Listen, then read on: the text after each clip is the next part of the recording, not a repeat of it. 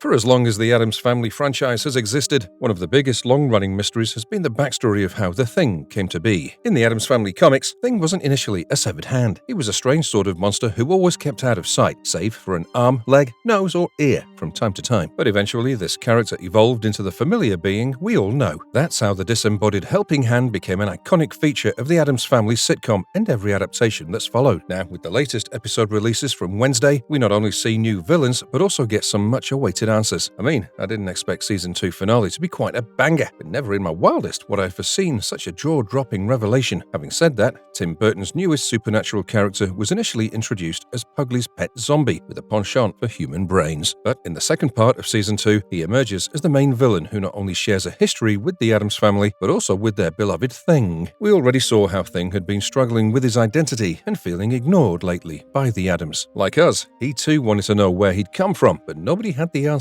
to his questions. Luckily, the latest season finale has answered every lingering question about the Thing and his relationship with Isaac Knight. So, without wasting another moment, let's discuss who the hell is Isaac Knight and how is he related to the Thing. Before we go into our explanation, we have a very small request. If you like our content, please support us by subscribing to our channel. Now, this is a small click for you, but for us, it means a lot. Thank you. Let's begin.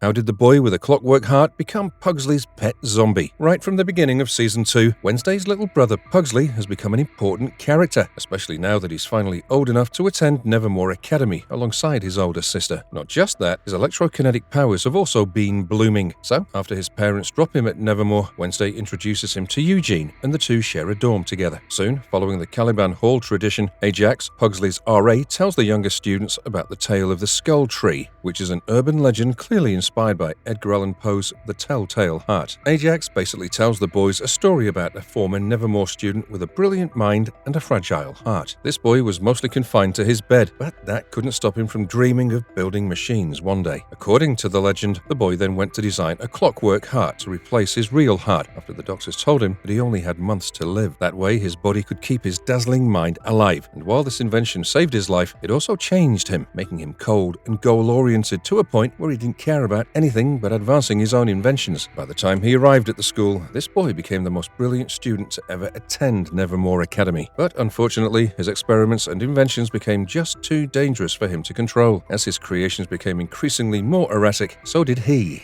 And one day, one of his experiments backfired as it caused a massive explosion that ended up killing him. According to Ajax, ever since then, this genius boy with a clockwork heart has been buried in an unmarked grave at the base of the Skull Tree at Nevermore. And as the legend goes, anyone brave enough to get close to the tree could still hear the sound of his mechanical heart ticking away at the skull's hollow left eye. Now, after hearing this lore, Pugsley is immediately enamored by the tale of the Skull Tree, and so his dumbass makes plans to go out into the forest to see if he can find any evidence of the boy actually existing. Honestly, I think we should blame this on peer pressure, because Pugsley felt really lonely at Nevermore as his oddities set him apart from the other boys, and so he hoped to gain popularity by visiting the tree. So, during the Founder's Pyre, he sneaks out to the Skull Tree all by himself and puts his ear to the Skull Tree's left eye to listen for the heart's ticking sound, only to be startled by a bird flying out of the crevice of the tree. Pugsley then falls and accidentally electrocutes the ground with the powers he inherited from his father's side of the family. Apparently, just that tiny jolt of electricity was powerful enough to resurrect a zombified version of the boy with the clockwork heart, who then crawls out of the ground by digging his way out of the tree. Pugsley, being desperate for companionship, then decides to keep the zombie, whom he eventually names Slurp. Now that Pugsley has a new friend, he chains up the zombie in Eugene's bee shack. Given that Slurp initially appears as a wobbling corpse with cloudy eyes and a gaping hole in his head, the zombie initially appears harmless, at least to the show's high standards for all things scary. Plus, Pugsley is more than ecstatic to have a pet and a best friend, so he intends to keep Slurp locked up in there forever, even though Eugene isn't sure if that's really a good idea. Of course, Pugsley doesn't see the harm, since Slurp doesn't have a brain. The boys then try to feed the hungry corpse a jar of honey, but Slurp projectile vomits it all out right on their face. So later, they come back again, only to feed Slurp a mysterious meat sandwich with chicken brains. This time, the creature keeps the meal down. In fact, he even grows stronger and pulls free from his chains once the boys leave him alone. Slurp then lurks the border of the school at night, and it wasn't until next morning in class that Eugene finds Pugsley and tells him about Slurp's escape. As the boys search for the zombie, Slurp breaks out of Nevermore's borders and kills the school driver's ed teacher, Gabe Packard, and eats his brain. Ironically, Slurp comes right back to the bee shack after his killing spree. But this time, Pugsley and Eugene are surprised to find that Slurp looks a bit different, as it seemed like he'd healed a bit, and a part of his brain was even regrowing or regenerating, which honestly is pretty bizarre, even for a zombie. While Pugsley is just happy to have his pet back, Eugene is both disturbed and excited to discover a rare larva found in Slurp's body, as they're only found in corpses. Pugsley's further thrilled when Slurp grunts the letters brr, believing his friend was calling him bruh, while Eugene thinks the creature was saying brains because he's a zombie and they normally eat brains. Pugsley refuses to acknowledge it. Slurp then tries to eat Eugene's brain, forcing Pugsley to zap him with a jolt of electric shock as punishment, which keeps the zombie in line. But when Eugene mentions about letting the authorities know about the zombie in their shack, Pugsley freaks out and refuses to tell anyone about the creature, as they'll either take him away or put him down. The boys then go camping with the rest of their school later that night, and because they couldn't just leave a zombie tied inside a bee shack, Pugsley devises a plan to bring Slurp with them in a wooden coffin and cage him in their tents. He also rigs fireworks to go off if he ever tries to escape the tent, which initially sounds like a foolproof plan to him, even though Eugene had his doubts. Of course, Slurp makes his escape and goes on yet another killing spree, thus forcing the boys to go out on a search to track down the zombie. Meanwhile, Slurp finds his way to the bathrooms, where he targets Gomez while he's taking a shower. But Pugsley appears to zap the zombie away right on time, and the creature flees, nearly attacking Morticia in the woods until Wednesday impales him through the brain and pins him onto a tree. Now that everyone's aware of Slurp's existence, as the zombie's been wandering around rather publicly, a morose and heartbroken Pugsley watches as his only true companion is detained by the psychiatric hospital and taken away to Willow Hill after being strapped in a straitjacket.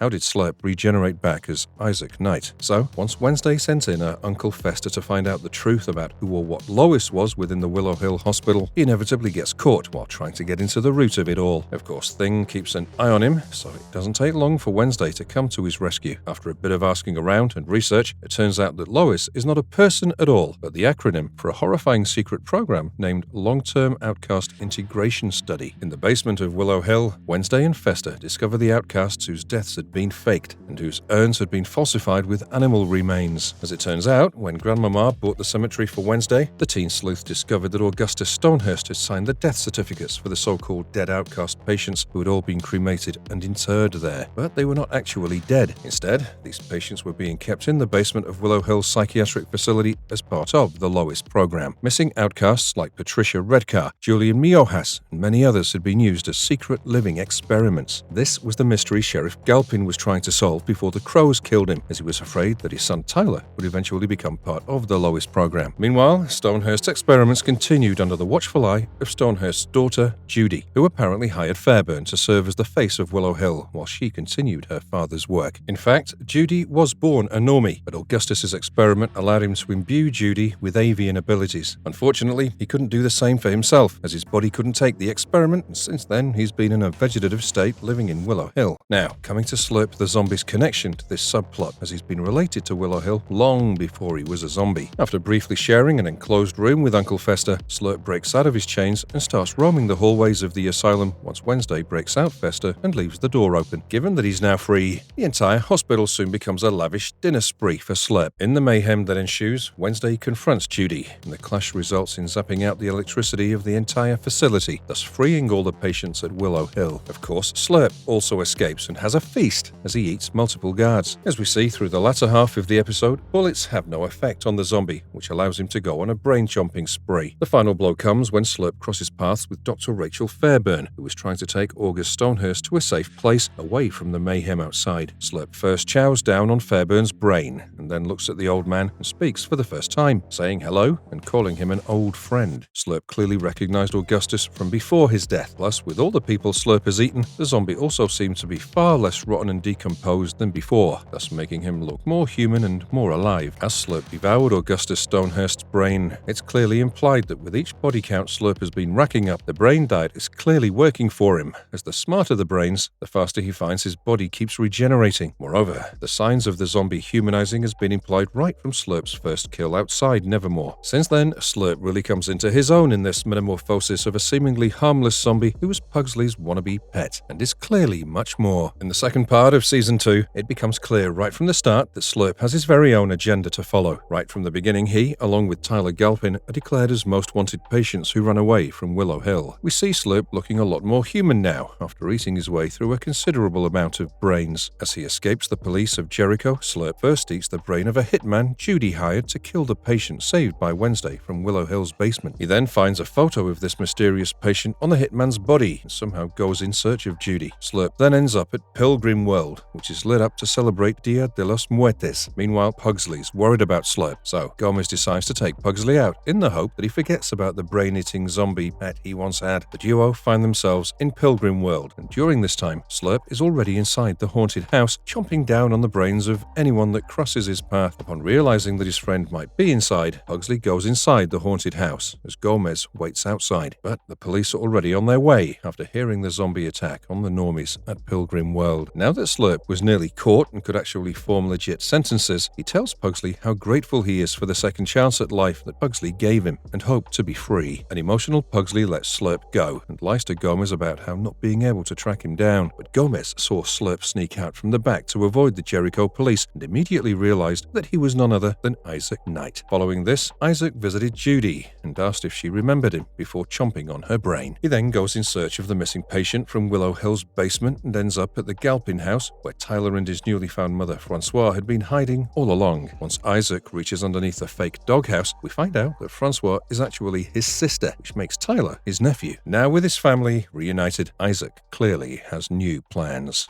What history does Isaac Knight share with the Addams family? Eventually, we learn that Francois doesn't have much time left, as it's revealed that her previous hide transformations have left her in a critical condition, and she'll positively die if they don't find a way for her to lose her powers. That's when Isaac comes up with a plan to save his sister and mentions how his mentor, Augustus Stonehurst, stole his life's work, only to build a machine to transfer outcast abilities to normies. Now, this machine could also be used to kill Francois's hide abilities, but they needed a power source, as Willow Hill was currently out of electricity after shutting down. So, Isaac takes a short visit to Nevermore to meet his old friend Orloff and essentially steal his lifeline. Apparently, it was Isaac who built the machine that kept Orloff alive for 30 years. Now he'd come to collect the source that powered his life. This was not fun to watch, but Orloff's brain is also eaten by Isaac, and Agnes ends up seeing it. Isaac takes the thing that was giving Orloff life to put into the Willow Hill machine, and Agnes follows him and ends up in the car trunk, where a very dead Judy lies next to her. Agnes then sends Enid her location after telling Wednesday and her that she found Tyler and his family. Oh, and during this time, the whole body swap plot was going on, so Enid was stuck in Wednesday's body and vice versa. So Isaac's grand plan was to get rid of Francois's hide, even though Tyler doesn't like the thought that Isaac thinks being a hide is a curse. He even calls it the monster inside her, but Tyler couldn't do anything else except watch as his mother and uncle get excited about their big procedure at the basement of Willow Hill. Unfortunately, they don't make much progress as Tyler finds an invisible Agnes with ease, and after Wednesday and Enid show up to help her, the former, being stuck inside Enid's body, gets furious at Tyler and transforms into a werewolf. Ultimately, the procedure doesn't work because Agnes messes with the switches of the machine, causing it all to explode once again. Even then, Isaac doesn't cower away and basically plans to fire up his old machine and use it to free Francois of her hide powers once and for all by using Pugsley as a power source. Luckily, Weems comes through during this time and tells Morticia and Wednesday that they must connect with Grandmama in order to find out where Pugsley is being held via their psychic abilities. When they sit around the table in Rosaline's secret chamber, Wednesday has a vision of a young Gomez and Morticia rolling Isaac's body into a grave. That's how we find out that Isaac Knight was a former Nevermore student and the best friend of Gomez. He was an incredibly gifted student, so much so that Augustus Stonehurst had a secret lab built for him to carry out experiments. His chief experiment was trying to remove his sister Francois of her hide powers, and to do that, he enlisted the help of an unaware Gomez, intending to sap all of his powers of electricity at the time in order to power his machine. Isaac went through with it, even after knowing this could kill Gomez, and in fact dug a grave for him before all of this. Luckily, Morticia intervened, stopping the experiment just in time and saving Gomez's life, but she was still too late as this forever removed his powers. Soon the experiment was a bust as the machine blew up, killing Isaac in the explosion, followed by which he was buried by the future Addams couple in the same grave he had dug for Gomez. Now, Now, with a second chance at life, Isaac is quite literally bloodthirsty to get his experiment right. Throughout Part 2, he, Francois, and Tyler operate in the shadows to return to the school, kidnapping Pugsley in order to use him as an adequate substitute for Gomez. Right after all the age-old family secrets start to spill, Morticia explains how they covered up Isaac's death only after being threatened by Augustus Stonehurst. Turns out Gomez Addams was never a normie, just a man who trusted his best friend a bit too much.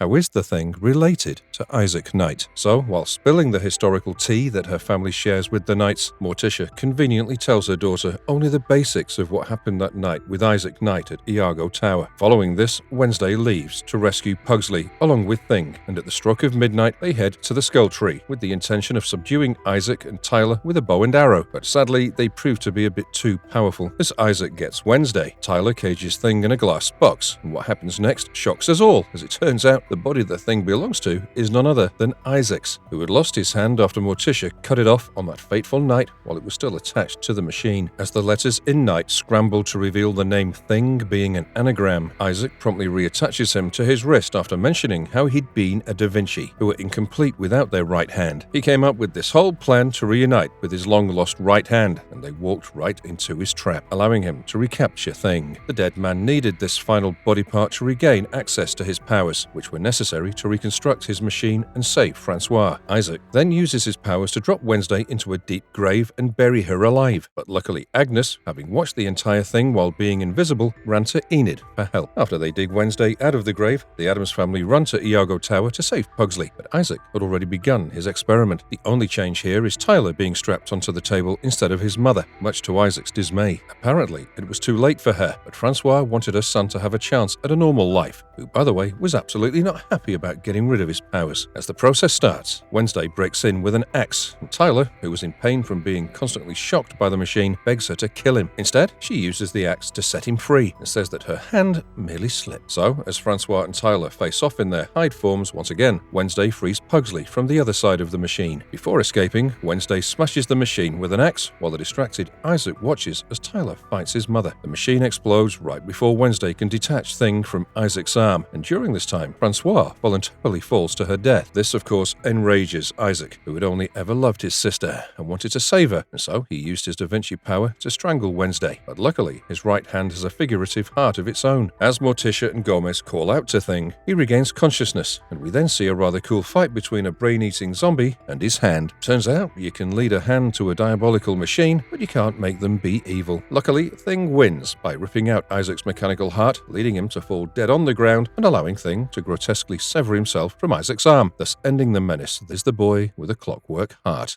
How did Isaac's hand reanimate into the Thing in the first place? Well, we know that Isaac was a Da Vinci, and their right hands are the most powerful part of their bodies. And while we know that Wednesday's version of Thing was Isaac Knight's hand, there are still some standing mysteries here. After the tower's explosion killed Isaac, the electrical current surged through Thing, bringing him to life, but precisely how that is even possible is left unclear. Thing has no beating heart or brain, but he is still a sentient living being all on his own. I mean, it's certainly possible that this has something to do with Isaac's outcast powers, as all his Da Vinci powers were stored in his right hand. But regardless of how exactly Thing functions as a living being, there's no doubt in Wednesday that he has his own identity and personality. At first, it seemed in Wednesday Season 2, Part 2 that after being reattached to Isaac meant that Thing was gone forever. However, he ultimately managed to find his will again with the help of the Addamses. When Wednesday demanded answers for keeping Thing's identity a well-concealed secret from everyone, Morticia and Gomez explained how Thing had absolutely no memory of anything before Isaac's death. The hand simply had no idea whom he'd been attached to, and was certainly not aware that the rest of his parts was an evil genius who had once tried to murder Gomez. Though we don't get to see what those first days and weeks with the Addamses looked like, we can assume that Gomez and Morticia embraced Thing wholeheartedly, allowing him to become a member of the family and protecting him from the memory of his sordid past. Since the Addamses were all that Thing knew, it makes sense that he would have stayed with them without asking much about his past. It wasn't until Season 2 that we see Thing suffering from an identity identity crisis and even going to a support group for severed body parts, organized by Professor Orloff. He was clearly thinking about where he came from and felt that some part of him was missing. And sure, it was perfectly possible that Thing would abandon the Addams family entirely once he was reunited with the rest of his body. However, when Wednesday was being hurt, Thing couldn't stand for it, because we all know his bond with her was immensely special. Even when Thing was hurt in Season 1, he was the only one Wednesday showed any emotional response to, and potentially that was the only time we see her exhibiting any real sadness. So of course Thing couldn't stand back and see Isaac hurting his closest friend. In fact, as a final statement against his prior identity, Thing threw away the knight chess piece ring that had belonged to Isaac, which he'd kept for all these years. This murderous man who had tried to hurt Thing's family was now gone, and Thing himself was now free to be his kind, kooky, and supremely helpful self in Wednesday. And as our pigtail teen sleuth says, no doubt she gels so well with the Thing, as they both are somewhat evil geniuses. I honestly loved Tim Burton's depiction of the Thing's origin story in Wednesday, especially because I didn't see it coming from miles away. In fact, I think nobody even noticed that Isaac Knight was missing a hand, or that the Thing could actually be a part of his body. But it only goes to show how big of a heart Morticia and Gomez must be to take in and accommodate the hand that tried to kill them many decades ago. Now, what do you guys think about this ultimate twist? Is the menace of Isaac Knight really gone for good? Let us know about your thoughts and theories in the comment box below. And if you liked our content, don't forget to leave a like and subscribe to us if you haven't already. Have a good one and be safe. Thanks everyone.